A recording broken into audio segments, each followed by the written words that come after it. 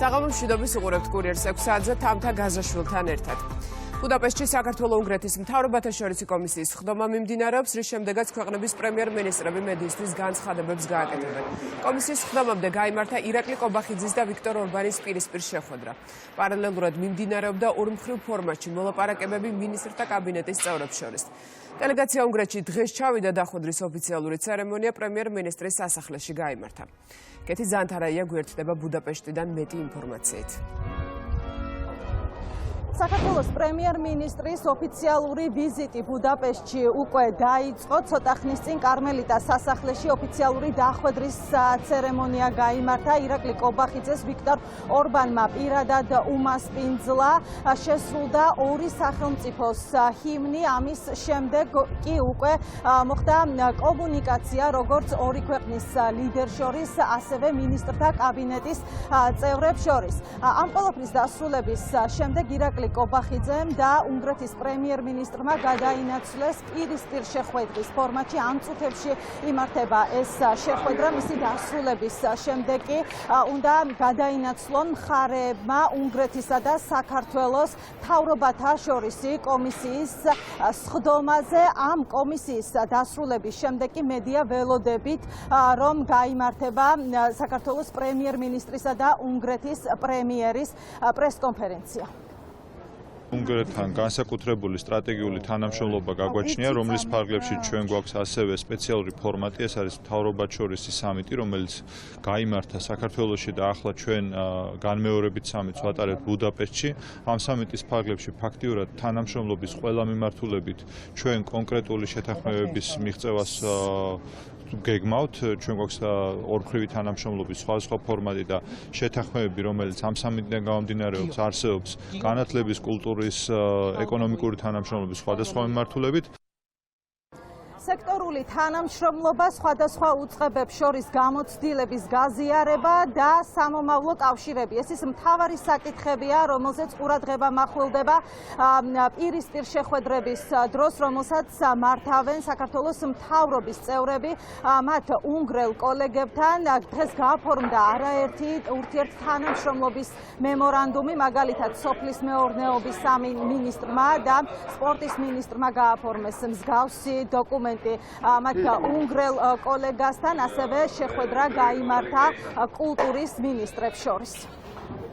უნგრეთი არის ერთ-ერთი მოწინავე ქვეყანა სპორტული შედეგების კუთხით. ჩვენ მათი გამოცდილება აუცილებლად გასაზიარებელი გვაქვს და ჩვენ შევთანხმდით იმაზე, რომ ახლო მომავალში განსაკუთრებულად წყალბურთში, მაცურის ნაწილში ახლო მომავალში გავცდით მწვრთნელებს, რომლებიც გადაემზადებიან, რომლებიც მომზადებენ ჩვენ სპორტსმენებს და დარწმუნებულობა ახლო მომავალში დიდი გადადგმული ნაბიჯი იქნება ქართულ-უნგრულ ურთიერთობებში. საუბარი იყო და დაადასტურეს კიდევ ერთხელ სოფლის სტუდენტების დაფინანსება, სოფლის მეურნეობის და გარემოს დაცვის მიმართულებით, რაც აგრეთვე ძალიან მნიშვნელოვანი ნაწილი იყო და ტყის მართვის მიმართულებით ურთიერთთანამშრომლობის ნაწილი და მათი გამოცდილების გაზიარება. ჩვენი მხრიდანაც ასევე სექტორულად კიდევ უფრო გაღრმავება თანამშრომლობის, რაც თავისთავად ცხადია, წარადგება როგორც ორი ქვეყნის ურთიერთობას, აგრეთვე ქვეყნის ეკონომიკის გაძლიერებას. როგორც უკვე გითხარით, დღის ბოლოს დაგეგმილი არის საქართველოს პრემიერ-მინისტრისა და უნგრეთის პრემიერის ერთობლივი პრესკონფერენცია დღევანდელი შეხვედრების შედეგებთან დაკავშირებით და ასევე სამთავრობო კომისიის სხდომის დეტალებთან დაკავშირებით უფრო მეტი სწორედ ამ პრესკონფერენციის დროს გაირკვევა. ეს კეთი ზანთარაია იყო. დიდი ბრიტანეთის საელჩო აცხადებს, რომ უწევთ დაგეგმილი საგრანტო წინადადებების გაუქმება, რომლებიც მუნიციპალური არჩევნების გამჭვირვალობისა და კონკურენტ უნარიანობის მხარდაჭერას ისახავდა მიზნად. როგორც დიპლომატიური მისია განმარტავს საქართველოს ხელისუფლებასთან განხილვის შემდეგ, აცნობეს, რომ მთავრობის დადგენილება გრანტების დამტკიცების პროცედურების შესახებ ჯერ დასრულებული არ არის და ამ დრომდე არ არსებობს გადაწყვეტილებების მიღების მექანიზმები. ამ გაურკვევლობის გამო გვიწევს გავაუქმოთ დაგეგმილი საგრანტო წინადადებები, ვკითხულობთ განცხადებაში. საელჩო ასევე წერს, რომ მთავრობას ჯერ არ მოუწევია უთოუდირის სადამკვირვებლო მისია. საფასუხო კომენტარები გაკეთდა ქართულ ოცნებაში. საპარლამენტო უმრავლესობის ლიდერმა განაცხადა, რომ ეს არის გარკვეული თავდასხმა საელჩოს მხრიდან, რაც მისივე სიტყვებით ძალიან ცუდია. სამწუხაროდ ამ გაურკვევლობის გამო გვიწევს გავაუქმოთ დაგეგმილი საგრანტო წინადადებები, რომლებიც მიზნად ისახავდა დაგეგმილი მუნიციპალური არჩევნების გამჭვირვალობისა და კონკურენტუნარიანობის მხარდაჭერას.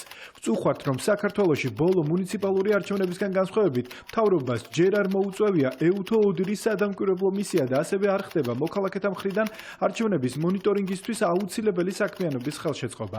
დიდი ბრიტანეთი კვლავ გამოხატავს მზადყოფნას დიალოგისთვის იმის თაობაზე, თუ როგორ შეუძლია მხარი დაუჭიროს საქართველოში დემოკრატიულ განვითარებას და წუხს ამ დაკარგული შესაძლებლობების გამო, რომელიც მიზნად ისახავდა ოქტომბრის მუნიციპალური არჩევნების ობიექტური, პროფესიონალური და გამჭვირვალე მონიტორინგის ხელშეწყობას. დემოკრატია საფრთხეშია, აგენტურა ვეღარ ფინანსდება. დაახლოებით ამას გავდა ეს განცხადება, რაც სამწუხაროა ბრიტანეთის საელჩოსგან.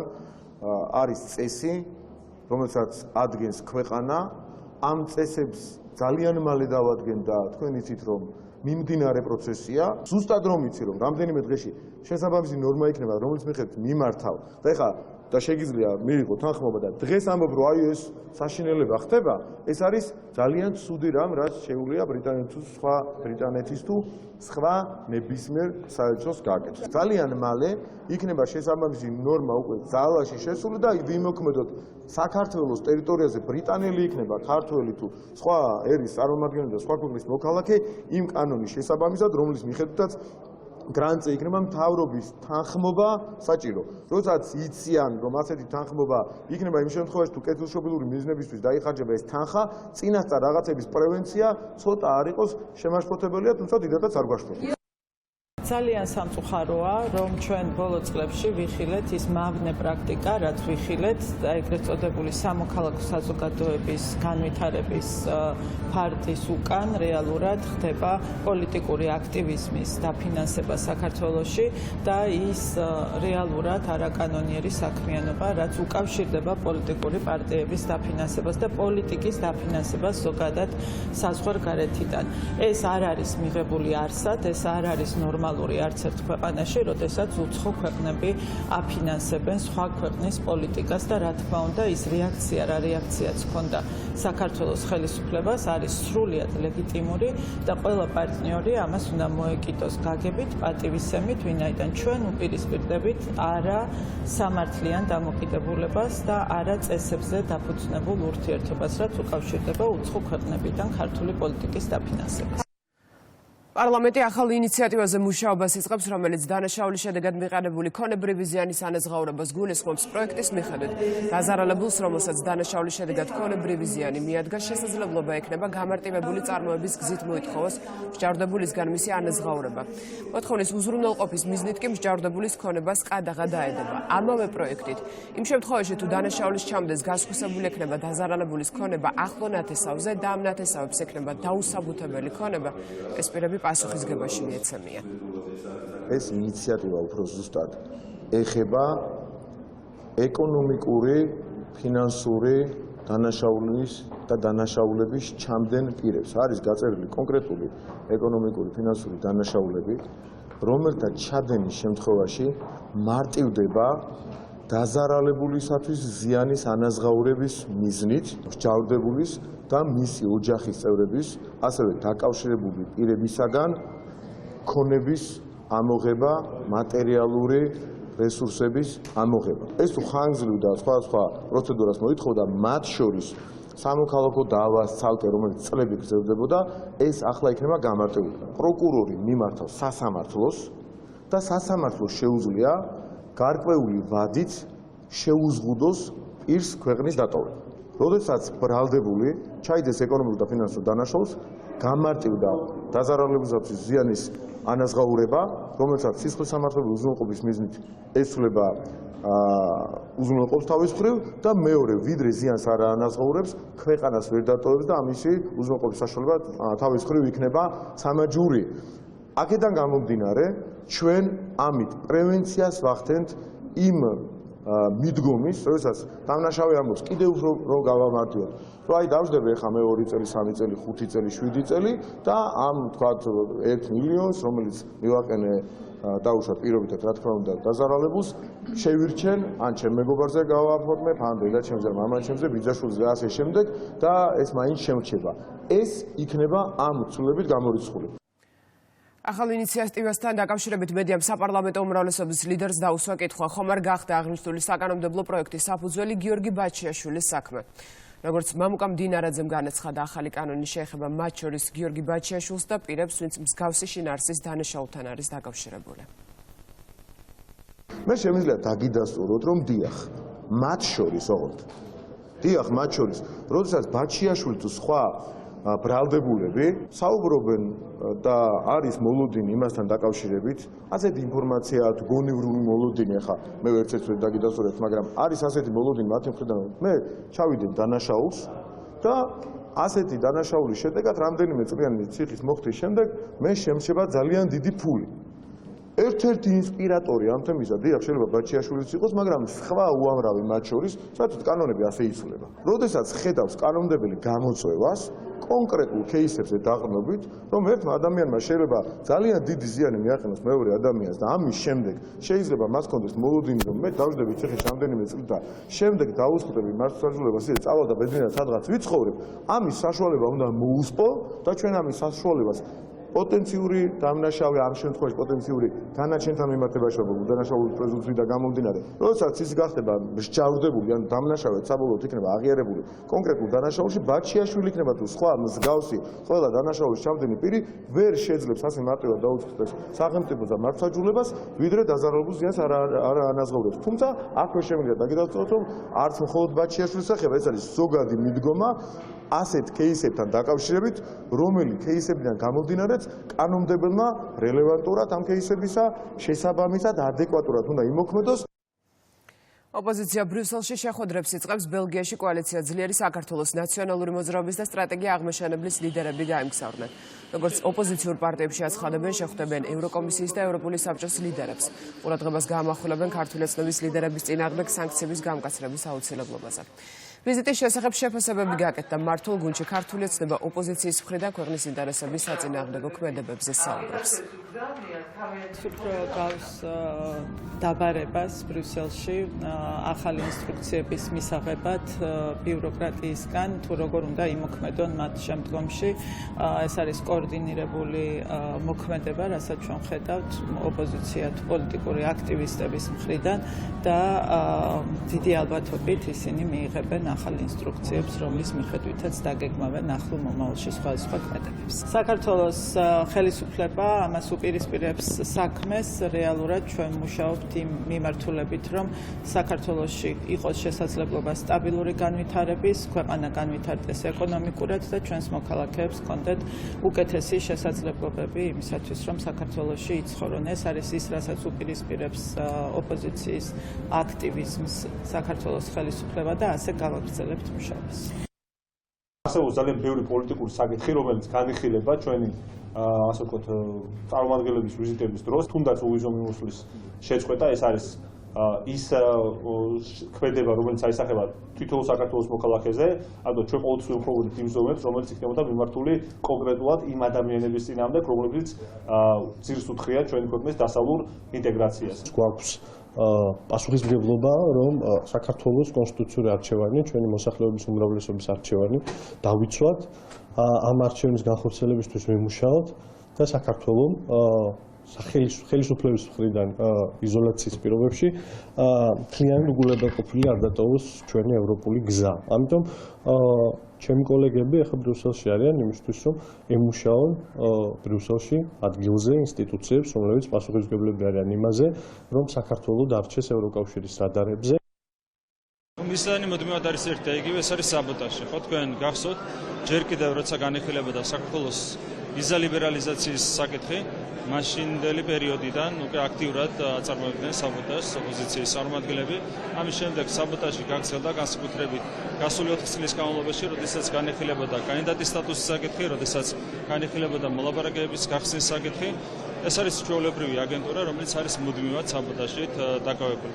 აქაც ჩვენი ამოცანა არის ცხადი და ნათელი, ჩვენი მიზანია საბოლოოდ საქართველოს ევროკავშირში გაწევრიანება. ვფიქრობთ, რომ 2030 წლისთვის საქართველოს ყველაზე მეტად იქნება მზად ევროკავშირში გასაწევრიანებლად და რა თქმა უნდა, აქაც მნიშვნელოვანია ურთიერთობების გადატვირთვა. რა თქმა უნდა, ოპოზიციის ვიზიტები არის მიმართული სწორედ საპირისპიროსკენ და ეს არის ის, რომ მათ სურთ რამენერად ხელი შეუშალონ ურთიერთობების გადატვირთვას. ჩვენ ძალისხმევას არ დავაკლებთ, დანარჩენი დამოკიდებული იქნება, რა თქმა უნდა, ევროპული სტრუქტურების მიდგომაზე.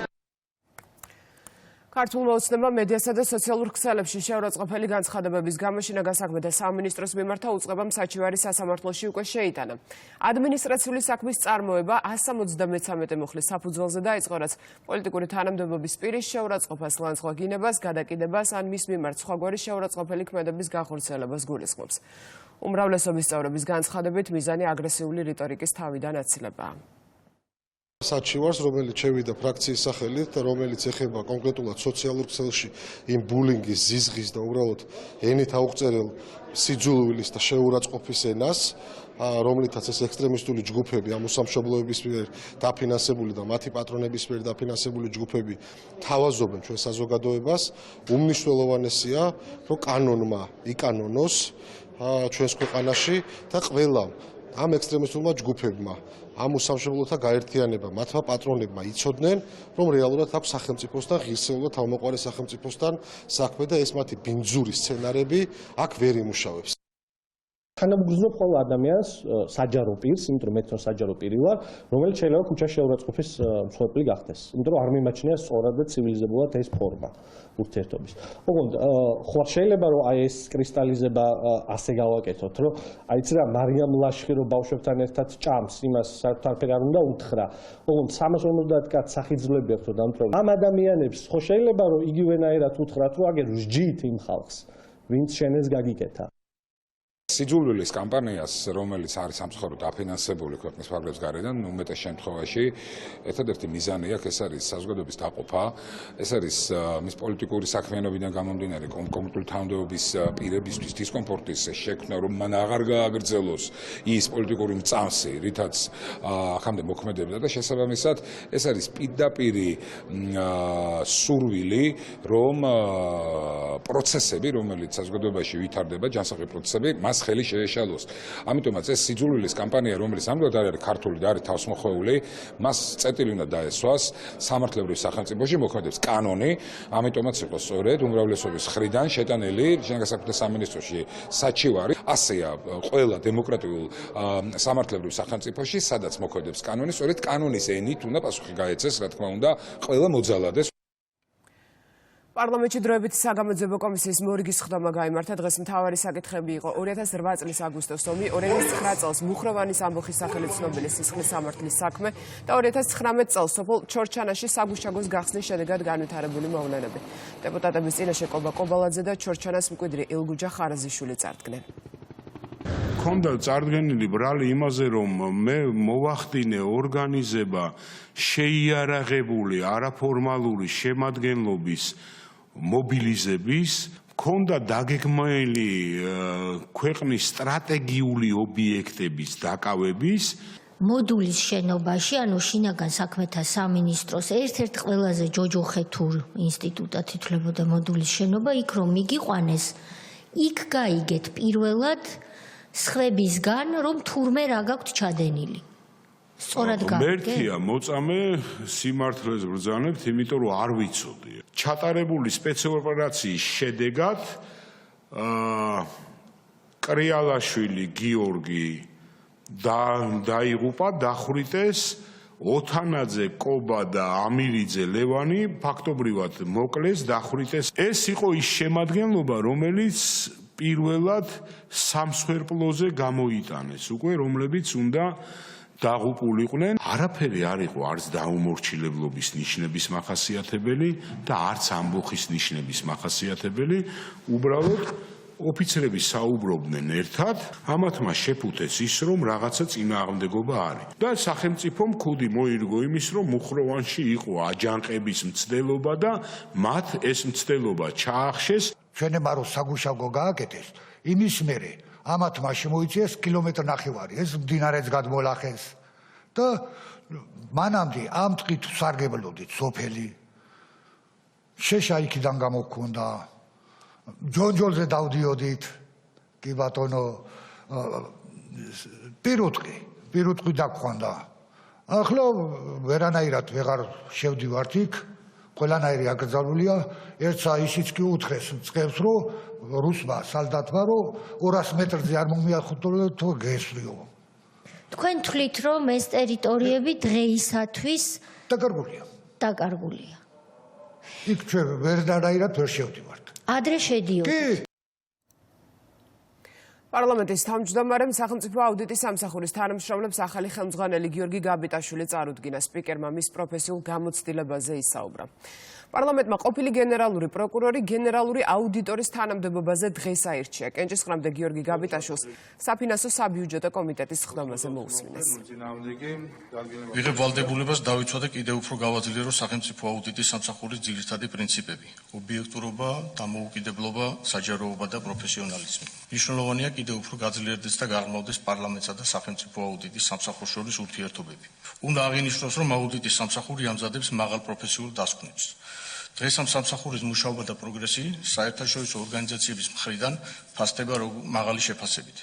ჩემი სურვილია აუდიტის სამსახურის მიერ მომზადებული დოკუმენტები გახდეს კიდევ უფრო სრულყოფილი და ცხადი. კერძოდ მინდა გავამახვილო განსაკუთრებული ყურადღება სახელმწიფო ბიუჯეტის შესრულებაზე, მუნიციპალურ ფინანსებსა და სახელმწიფოს წილობრივი მონაწილეობით შექმნილ საწარმოებზე. აუდიტის სამსახურის ეფექტიანობის უფრო მეტად გაზრდის უზრუნველსაყოფად ვფიქრობ, ძალიან მნიშვნელოვანი იქნება აუდიტორული საქმიანობის შედეგად გაცემული რეკომენდაციების შესრულების მონიტორინგის პროცესის გაუმჯობესება. ასევე სამსახურის ეფექტიანობისთვის მნიშვნელოვნად მიმაჩნია საინფორმაციო ტექნოლოგიური სისტემების გაძლიერება და თანამშრომელთა პროფესიული განვითარების მუდმივი უზრუნველყოფა. ეროვნული ბანკის პრეზიდენტმა საკანონმდებლო ორგანოში გასული წლის ანგარიში წარადგინა. ნათია თურნავამ ისაუბრა ეროვნული ვალუტის სტაბილურობის, სარეზერვო აქტივების, საპროცენტო განაკვეთის, სავალუტო ფონდთან ურთიერთობის საკითხებზე. საფინანსო სისტემის გამოწვევებსა და მიღწევებზე კითხვები დასვეს დეპუტატებმა. ჩვენი საბანკო სისტემა განუხრელად იცავს საერთაშორისო სანქციებს. ეს არის მნიშვნელოვანი გამომდინარე იქიდან, რომ ჩვენი საფინანსო სისტემა, ჩვენი საბანკო სისტემა არის მჭიდროდ ინტეგრირებული როგორც რეგიონის, ასევე გლობალურ საფინანსო სისტემაში. ჩვენი წამყვანი ბანკები, მათ შორის საქართველოს ბანკიც არიან, ივაჭრება მათი აქციები ლონდონის საფონდო ბირჟაზე. ესე იგი, უცხოელი ინვესტორები, საერთაშორისო ინვესტორები, წარმოდგენილები არიან უპირატესად ამ სექტორში და ასევე საერთაშორისო საფინანსო ინსტიტუტებიც არიან ერთ-ერთი მიმწოდებლები უცხოური ვალუტის, ხოლო უცხოური ვალუტის სესხები და დეპოზიტები ჯერ კიდევ დიდი დოზით არის წარმოდგენილი, ასე ვთქვათ, ჩვენს საბანკო სისტემაში. გამომდინარე აქედან ძალიან მნიშვნელოვანია, რომ ამ კუთხით ნდობა იყოს და ბანკები განუხრელად იცავდნენ სანქციებს და ჩვენ კი ამის ზედამხედველობა განვახორციელოთ, მაგრამ მეორე ასევე უმნიშვნელოვანესი ფაქტორი არის ადგილობრივი ჩვენი ქართული კანონმდებლობის დაცვა. თუმცა ისევ ვამბობ, რომ ძალიან ყურადღებით ვართ ყველანი, რათა ჩვენ ფინანსურ სტაბილურობას არ შეექმნას პრობლემა. ჩვენთვის მნიშვნელოვანია როგორც ევროპულ, ასევე ამერიკულ ბანკებთან ურთიერთობა, საკორესპონდენტო ბანკებთან და აქ პირიქით ნდობა იზრდება. 2 წელი მართლაც ლარი შესაშურ სტაბილურობას იჩენს და ასე ვთქვათ, სტაბილურობას, მიუხედავად იმისა, რომ ჩვენ ყოველთვის ერთგულები ვართ ლარის ცურავი გაცვლითი კურსის პოლიტიკისა და ეს იმას ნიშნავს, რომ ლარის სტაბილურობა ეს არ არის ხოლო ჩვენი მონეტარული პოლიტიკის შედეგი არამს და არამს, ეს არის სტაბილური მაკროეკონომიკური გარემოს შედეგი. ანუ თავად ეკონომიკა, ჯანსაღი სტაბილური მაკროეკონომიკური ფაქტორები, ფუნდამენტალური ფაქტორები განაპირობებს ლარის კურსის სტაბილურობას.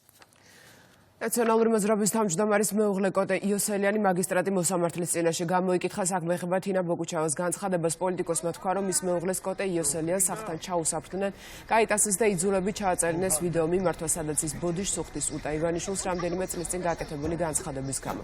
ქართულ ოცნებაში გატაცებაზე ბრალდებებს სიცრუეს უწოდებენ.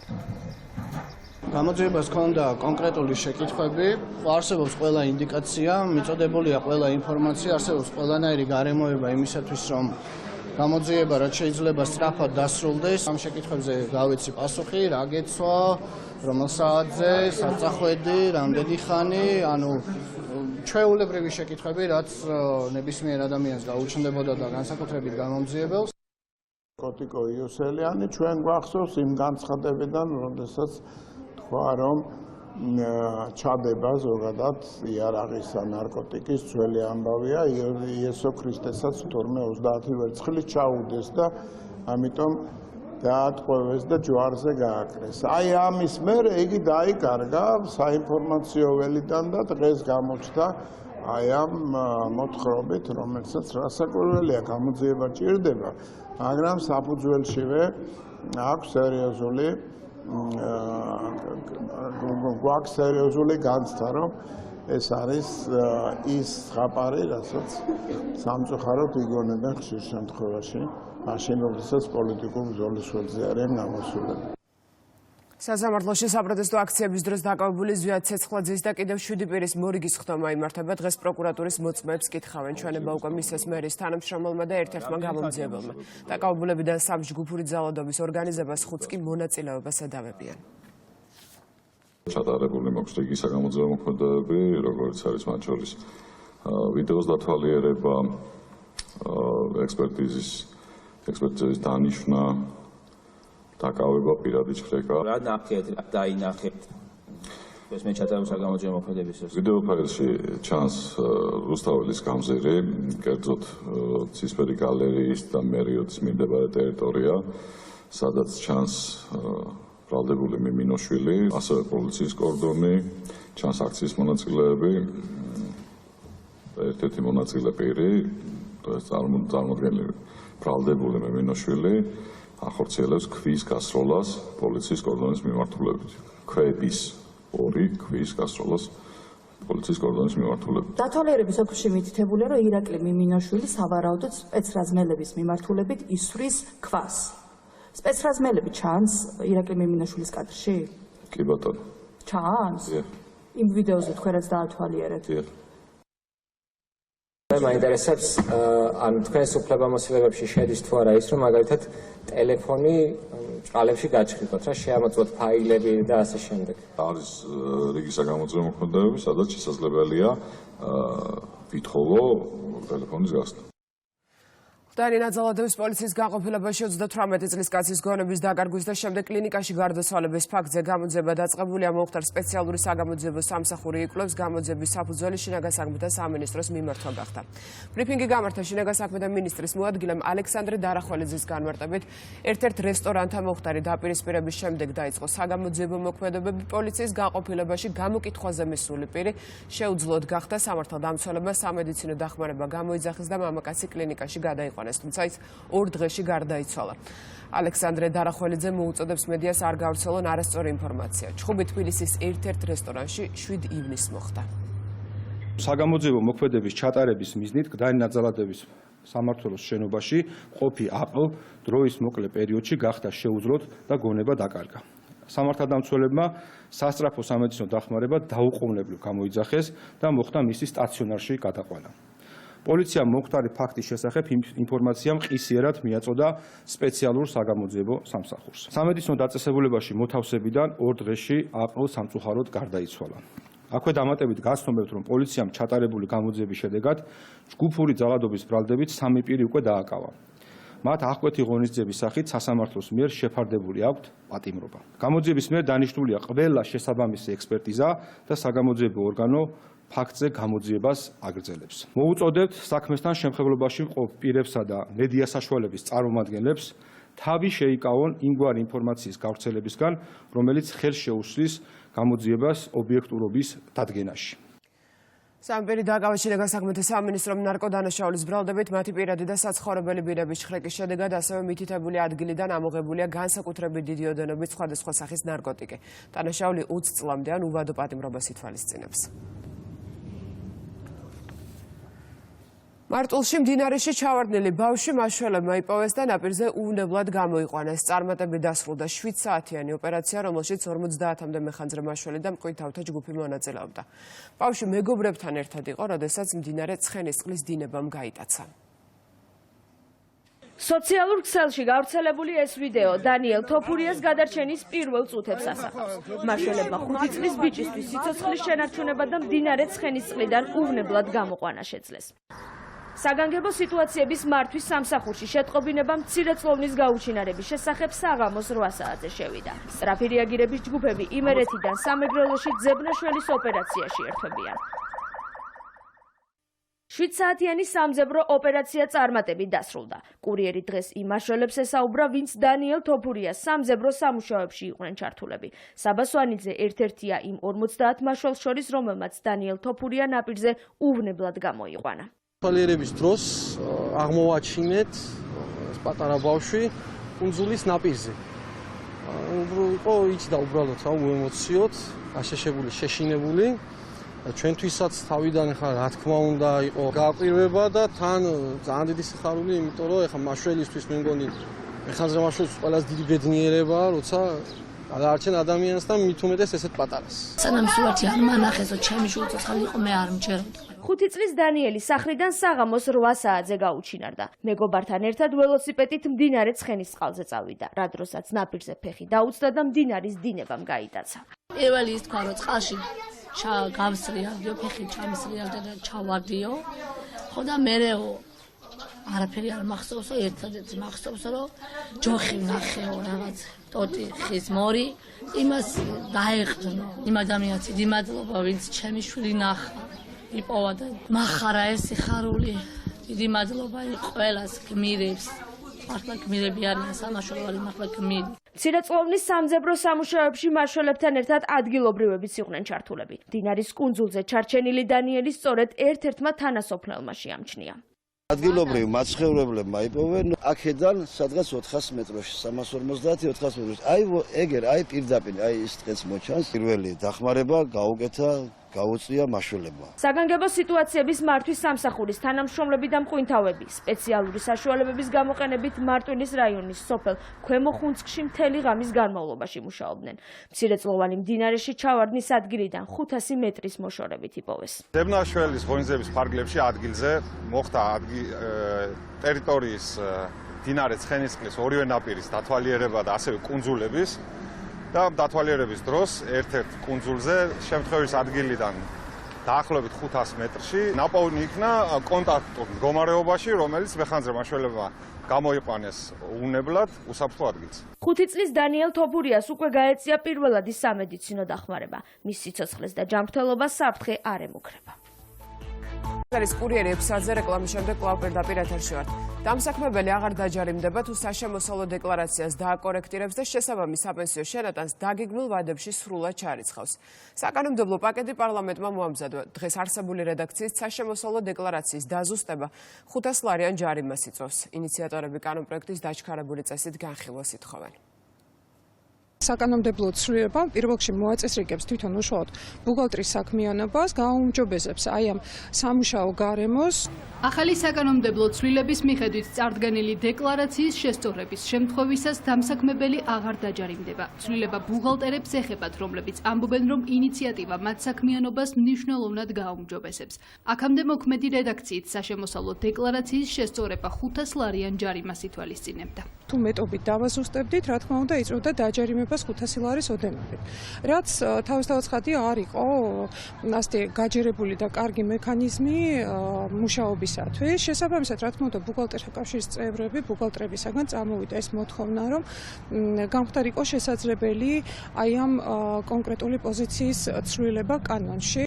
ინიციატივა პარლამენტში უკვე დარეგისტრირდა. ცვლილებების ავტორი განმარტავს, რომ სიახლე დასაქმებულსა და საბუღალტრო სფეროს წარმომადგენლებს თანაბრად გადააზღვევს. საპენსიო თანხები, რომელიც ავტომატურად იქნება ასახული, ამის დაზუსტება საშემოსავლო დეკლარაციის სახით აღარ გამოიწვევს ერთჯერადად 500 ლარიან ჯარიმას, თუმცა, რა თქმა უნდა, იმუშავებს დაუდეკლარირებელ და გადაუხდელ თანხებზე საურავის პრინციპი, რომელიც ნებისმიერი სხვა გადასახადის შემთხვევაში. ამ ინიციატივით ერთი მხრივ ჩვენ გადავაზღვევთ დასაქმებულს, რომ მისი თანხები სწორად იყოს დადეკლარირებული და ამავდროულად, რა თქმა უნდა, დავიცავთ ბუღალტერთა პროფესიული წრეების წარმომადგენლებსაც, რომ მათი შეცდომა არ იყოს დიდ ფინანსურ, ასე ვთქვათ, სახდელთან დაკავშირებული. ცვლილებებით იზრდება საპენსიო ფონდის უფლებამოსილებაც. იმ შემთხვევაში, თუ დასაქმებული არასწორი თანხების აღრიცხვაზე ფონდს თავად მიმართავს, უწყებას კომპანიისგან ინფორმაციის გამოთხოვა შეეძლება. თუ მონაწილემ განცხადების საფუძველზე მოგმართა რომ მისი დამსაქმებელი არაკეთეს იდეასი არა და არაჯეროვნად ასრულებს მის ვალდებულებას, ჩვენ გვექნება უფლებამოსილება, რომ გარდა შემოსავლების სამსახურში დეკლარირებულისა, მოთხოვოთ მათ ინფორმაცია, წარმოადგენინოთ დეკლარაციები, უწყისები, საბანკო ტრანზაქციები და შესაბამისად მივიღოთ გადაწყვეტილება. აღნიშნული ცვლილებას გარკვეულწილად ძალიან დადებითი ეფექტი ექნება დამსაქმებებისთვის, იმიტომ რომ გაუმარტივებს პროცესს და არ მოხდება მათი წუხილი, რომ ხშირად დაჯარიმდებიან. საკითხი მომდევნო ორშაბათს ბიუროს ხდომაზე გავა. თანხმობის შემთხვევაში კანონპროექტს დაჩქარებული წესით განიხილავენ და ის ძალაში ერთი თვის ვადაში შევა. ერგრენჩი ინციდენტების პრევენციის და მასზე რეაგირების მექანიზმის ფარგლებში მორიგი შეხვედრა გაიმართა. ძირითადი საკითხი ისევ ცხინვალის ციხეში მყოფი უკანონო პატიმრები, მათი მდგომარეობა და უპირობოდ გათავისუფლება იყო. იმსჯელეს უკანონო ბორდერიზაციის შემთხვევებზეც ოფიციალური ინფორმაციით ბოლო შეხვედრიდან დღემდე ასეთი 7 ფაქტი იყო. ამ დროისთვის ცხინვალის ციხეში უკანონო პატიმრობაში საქართველოს 10 მოქალაქე რჩება. მომდევნო შეხვედრა ერგნეთში 21 ივლისს დაინიშნა. თავარი აქცენტი გაკეთდა უკანონო პატიმრობაში მყოფი ჩვენი თანამოქალაქეების უპირობო გათავისუფლებაზე, როგორც მოგეხსენებათ, დღეს მდგომარეობით ოკუპირებულ ცხინვალში უკანონო პატიმრობაში იმყოფება ჩვენი 10 თანამოქალაქე, არანაირი კონკრეტული დაპირებები ამ კუთხით გაცემული არ იქნა, მაგრამ არსებობს მოლოდინი, რომ უახლოეს მომავალში შესაძლოა მივახციოთ რამდენიმე ჩვენი თანამოქალაქის საკუთარ ოჯახისათვის დაბრუნებას. აფხაზეთის მთავრობას ახალი თავმჯდომარე ყავს. უმაღლესმა საბჭომ ნდობა გიორგი ჯინჭარაძეს გამოუცხადა. დეპუტატებმა განიხილეს აფხაზეთის მთავრობის ახალი სამოქმედო გეგმაც. გიორგი ჯინჭარაძე განათლების მინისტრის მოადგილე იყო, იქამდე სხვადასხვა პოზიციაზე მუშაობდა, როგორც საჯარო, ასევე აკადემიურ სფეროში. გიორგი ჯინჭარაძემ პოსტზე შეცვალა ლევან გალობლიშვილი, რომელმაც თანამდებობის დატოვების შესახებ განცხადება 2 ივნისს გაავრცელა. ჩემთვის ძალიან კარგად და ზედმიწევნით ნაცნობია ჩვენი დევნილების პრობლემები. მე ამ სისტემაში დიდი ხანი გამოცდილება აქვს მიღებული, შესაბამისად იგივე მრწამსით ვარ დღეს აქ და შევეცდები ძალღონე დრო ენერგია არ დავუძოგო იმისთვის, რომ ჩვენ დევნილებისთვის შევქმნათ უკეთესი პირობები და ის გამოწვევები, რაც დღეს უდგათ ჩვენ დევნილებს, მაქსიმალურად გადავჭრათ არსებული რესურსების ფარგლებში. ძალიან მნიშვნელოვანი პლენარული სხდომა ჩატარდა ჩვენს უმაღლეს საბჭოში. დავამტკიცეთ აფხაზეთის ახალი მთავრობა, ახალი თავმჯდომარე და მე იმედი მაქვს, რომ ახალი მთავრობა ყველა იმ შენიშვნას, ყველა იმ რეკომენდაციას, რომელიც არის დეპუტატების მიერ გაცემული, იქნება გათვალისწინებული და მუშაობა წარიმართება სწორედ აი იმ რეკომენდაციების შესაბამისად. 2025 წლის საგამოცდო პროცესის 3 ივლისს იწყება. პირველ გამოცდას აბიტურიენტები ქართულ ენასა და ლიტერატურაში ჩააბარებენ. ბოლო გამოცდა კი 22 ივლისს სახვით და გამოყენებით ხელოვნებაში ჩატარდება. გამოცდის თარიღის, გამოცხადების დროის და საგამოცდო ცენტრის მისამართის შესახებ ინფორმაცია მითითებული იქნება საგამოცდო ბარათებზე. ბარათების ამობეჭდას აბიტურიენტები 20 ივნისის შემდეგ შეძლებენ. საგამოცდო განრიგი უკვე ცნობილია. 2025 წლის გამოცდები დაიწყება 3 ივლისს და დასრულდება 23 ივლისს. საქართველოს განათლების, მეცნიერებისა და ახალგაზრდობის სამინისტრო შეფასებისა და გამოცდების ეროვნულ ცენტრთან ერთად ყველაფერს აკეთებს გამოცდების სრულყოფილად ჩატარებისთვის. სამინისტროს ორგანიზებით უკვე გაიმართა საორგანიზაციო ჯგუფის შეხვედრა, სადაც დეტალურად განვიხილეთ შესასრულებელი სამუშაოები და ყველაფერი გეგმის მიხედვით მიმდინარეობს. შეფასებისა და გამოცდების ეროვნული ცენტრი 2025 წლის 3 ივლისიდან 23 ივლისის ჩათვლით მოემსახურება 80,000-მდე გამოსაცდელს. ისევე როგორც წინა წლებში 2025 წელსაც 12 საგამოცდო ქალაქში გაიხსნება 24 საგამოცდო ცენტრი. საგამოცდო პროცესისთვის მზადება ცენტრში აქტიურად მიმდინარეობს. შევახსენებ აბიტურიენტებს, რომ მათ ისევე როგორც წინა წლებშიც წელსაც შეუძლიათ პროგრამების არჩევანი. ეხლაც აქვთ მათ ამის უფლება, ასევე ეს უფლება ექნებათ სააპელაციო განაცხადების მიღებისა და შედეგების გამოქვეყნებიდან კიდევ ერთი დღის განმავლობაში. ამერიკა ჩინეთისგან იშვიათ მინერალებს მიიღებს, ჩინელი სტუდენტები კი შტატებში სწავლას შეძლებენ ქვეყნების მაღალი თანამდებობის პირებს შორის გამართული მოლაპარაკებების შედეგებზე. განცხადება დონალდ ტრამპმა გამოაქვეყნა, როგორც მას საკუთარ სოციალურ ქსელში დაწერა, შეთანხმება ძალაში ჩინეთის პრეზიდენტის საბოლოო დასტურის შემდეგ შევა. მხარებს შორის მოლაპარაკებები ლონდონში 2 დღის განმავლობაში მიმდინარეობდა. ილონ მასკი აცხადებს, რომ შეერთებული შტატების პრეზიდენტის შესახებ დაწერილ ზოგიერთ პოსტს ნანობს, რადგან ზედმეტი მოუვიდა. ამის შესახებ SpaceX-ის მფლობელმა X-ზე დაწერა, მასკს და ტრამპს შორის უთანხმოება რესპუბლიკელების საბიუჯეტო კანონის გამო დაიწყო, ტრამპი კანონს მხარს უჭერს, მასკი კი აცხადებს, რომ ეს ეკონომიკას გაანადგურებს. შეერთებული შტატების ქალაქებში ძალოვნებსა და დემონსტრანტებს შორის შეტაკებები გრძელდება, პროტესტის ეპიცენტრია ლოს-ანჯელესი, ნიუ-იორკი, ოსტინი, დალასი და სან-ფრანცისკო. პოლიცია იყენებს ცხელ-მცადენ აირს, რეზინის ტყვიებს და ხმოვან ყუმბარებს. არიან დაშავებულები. ლოს-ანჯელესის ცენტრალურ ნაწილში კომენდანტის საათია გამოცხადებული. ქალაქში ბოლო 4 დღის განმავლობაში 378 ადამიანი დააკავეს.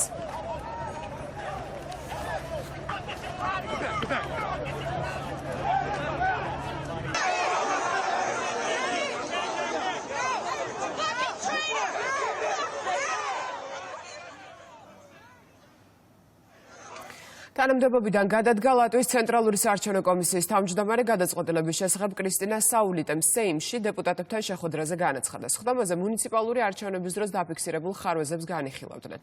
საულიტემ განაცხადა, რომ არჩევნების შემდეგ მას სხვის შეცდომებს აბრალებენ, არ გააჩნია არანაირი პოლიტიკური მხარდაჭერა, ამიტომ თანამდებობიდან მიდის. დაკლავს საქართველოს გამომყევი აჭარაში, ასე ქვია კამპანიას, რომელსაც აჭარის ტურიზმის დეპარტამენტი ინფლუენსერებს და მოგზაურებს თავაზობს მონაწილეობის მისაღებად რეგისტრაცია 16 ივნისიდან იწყება. 1 ივლისიდან კი მსურველებს საშუალება ექნებათ აგვისტოს ბოლომდე აჭარაში იმოგზაურონ და საინტერესო კონტენტი შექმნან. ეს კამპანია მესამე წელია ტარდება და მიზანი რეგიონის პოპულარიზაციაა. აქტიური გახდათ TikTok-ში. მარიამა თავისი მოგზაურობის ფარგლებში შეძლო განს აუდიტორიაში. პროექტის ფარგლებში ძალიან ბევრი სიახლეა დაგეგმილი მიმდინარე წელს და აღნიშნული პროექტი მოგცემს საშუალებას, რომ ერთის მხრივ გაუწიოთ პოპულარიზაცია აჭარის რეგიონს შიდა ვიზიტორებში, უცხოელებში და მეორეს მხრივ, რა თქმა უნდა, ქართულ ბლოგერებს, ინფლუენსერებს მიუცეთ საშუალება, რომ გადაიღონ ძალიან ლამაზი სამოგზაურო ვიდეოები და ფოტოები ჩვენს რეგიონში. მერაბ დვალიშვილი საჩემპიონო ქამრის დაცვის შემდეგ თბილისშია. სპორტსმენი ილიყის პარკში ჯერ გულშემატკივრების შემდეგ მედია შეხვდა, ისაუბრა სამომავლო გეგმებზე. UFC-ის ჩემპიონი თბილისში შეერთებული შტატებიდან დილით საკუთარ მწვრთნელთან ერთად ჩამოფრინდა. მერაბ დვალიშვილმა საჩემპიონო ქამარი 8 ივნისს დაიცვა. მან ამერიკელი შონ ომალი დაამარცხა.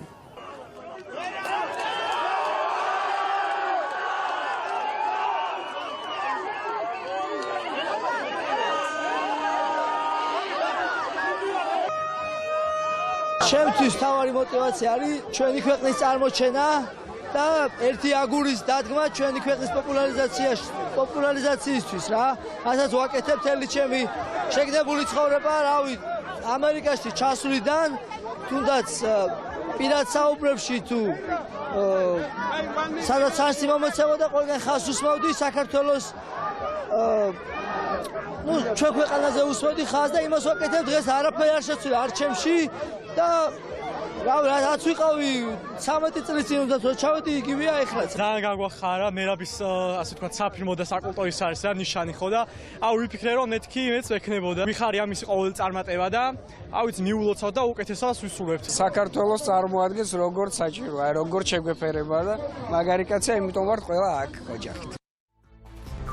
რამდენიმე წუთში ბუდაპეშტში დაიწყება საქართველოს და უნგრეთის პრემიერ-მინისტრების ერთობლივი პრესკონფერენცია, რომელსაც რუსთავიორი პირდაპირ ეთერში შემოგთავაზებთ. კურიერი 6 საათზე კი ამით დასრულებულია. დღის ყველა ამბავი ვცლად შეგიძლიათ ნახოთ რუსთავიორი ჯიზემე ხვალამდე გემშვიდობებით.